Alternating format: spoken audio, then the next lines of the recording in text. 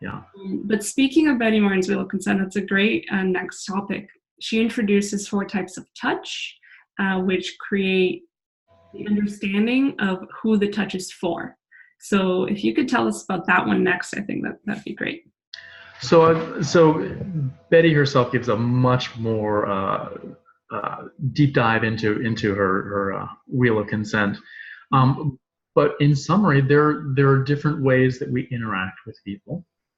And there is, if you want to say, a dark side, a side that is not pleasurable, that is violating the rules of consent. And there's more of a light side.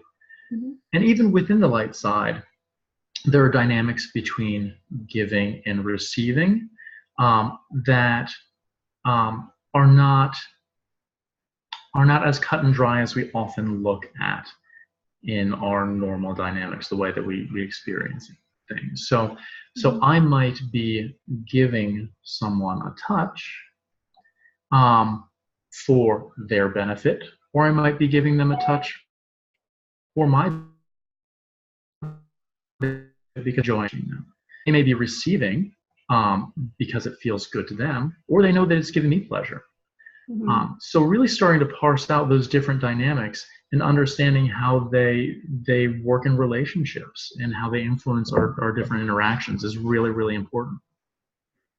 Yeah, and I think the level of intimacy then increases when you know that this touch is for you and you don't need to feel guilty about whether your partner isn't also enjoying it or not. Mm-hmm. Or also the additional satisfaction knowing that you're giving a particular kind of touch for somebody else's pleasure, and you don't need to pretend to like it. Right. That's another. And also, you can come in with the intention of, I am giving you this touch for your pleasure, and that gives them the opportunity to say, I understand what your intentions are, but this is not pleasurable to me. So if you would like to touch me for my pleasure, I suggest you do this. Totally. And it completely changes the dynamics. Yeah. And then the other side of it is the taking and the allowing. Yep. So if I want to touch my partner in a particular way, but it's for my pleasure, I'm basically taking their body's existence for my pleasure by touching in a way that I like.